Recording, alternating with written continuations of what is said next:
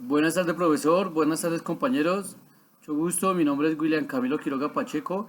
El motivo del presente es con el fin de dar cumplimiento a la evaluación oral de auditoría ambiental sobre los desastres ambientales causados por el hombre. Entonces, iniciando el tema. Environment disasters. Rescue most of the natural disasters that we consider today. Earthquakes, floods, tsunamis, droughts have not to which human activity. They are processes they double bull queen and this I'm afraid and humans hate home the influence on height. We recently and for and win years. In his win promote the here present is relative come in day have increase in frequency and interested in the climate change. The form is sensing within directly natural discharge with the activity of people. View the are solved natural disasters who are today caused by human activity. We are the above push discourage. Fish as touchy. Substance, diversion or river flow, fill on of the wind, the is and of men. Desastres ambientales. Años atrás, la mayoría de las catástrofes naturales que consideramos hoy en día, como los terremotos, las inundaciones, tsunamis, sequías, entre otros, no tienen nada que ver con la actividad humana. Estos son procesos que desarrollan tanto dentro de la Tierra como en su atmósfera y los humanos no tenían casi influencia sobre ello.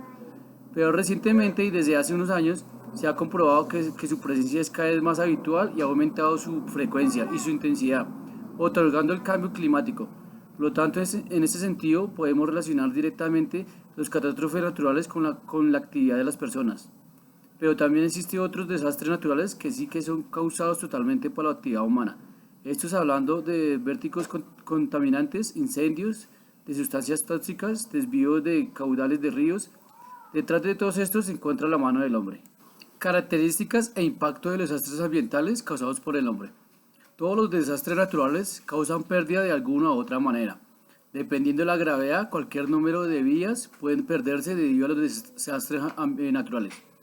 La caída de edificios o árboles, la congelación, ser arrastrados por las avalanchas o los golpes del calor son solo algunos de los efectos mortales de tales desastres. Algunos desastres causan más pérdidas de vidas humanas que otros, y la densidad de población afecta a la cifra de muertos también. Luego está la pérdida de la probabilidad que afecta a sectores de la población, transporte, medios de subsistencia y medios de vida. Los campos saturados de agua salada después del tsunami tardan años para poderse cultivar de nuevo. De los desastres ambientales que más destaco es el que se produjo en Alaska, que ese fue el desastre de Exxon Valdez. Fue un derrame de petróleo provocado por el petróleo Exxon Valdez tras encallar el 24 de marzo de 1989 con una carga de 11 millones de galones, 41 millones de litros de crudo, en Prince William Sound, vertiendo 37.000 toneladas de hidrocarburo. Alaska vivió la peor tragedia ecológica de su historia. Para la limpieza de esta marea negra se utilizaron aspiradoras, mangueras de agua caliente a presión, se trasladó el crudo que aún contenía Exxon Valdez a otro petróleo.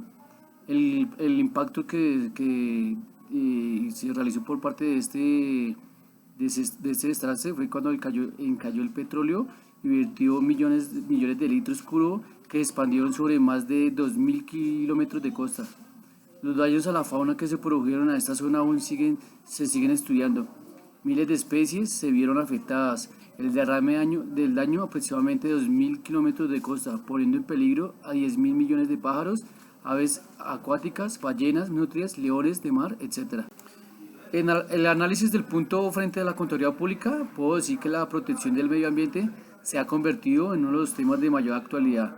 Muchos grupos humanos han comenzado a preocuparse por la conservación del planeta en el que vivimos. El contador deberá unirse, ya sea como miembro de una organización o como trabajador independiente, como un ente interesado en la agenda del ambiente. Es urgente ampliar nuestro criterio de ética profesional y convertirnos en verdaderos contadores amigos de la ecología. El papel del contador es de suma importancia para ayudar a las organizaciones y a los clientes para los que se trabaja a ser más sensitivos o amigables con el ambiente, pero tiene que convertirse primero a sí mismo en un defensor y protector del ambiente. Conclusión. Los contadores públicos deberemos comprometernos con el interés público, con el mejoramiento de la crisis ecológica y con la sobrevivencia de la especie humana de la cual somos parte.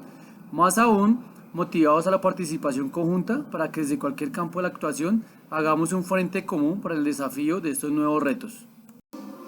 Y por último las referencias. Muchas gracias profesor, muchas gracias compañeros, muy amable por su atención.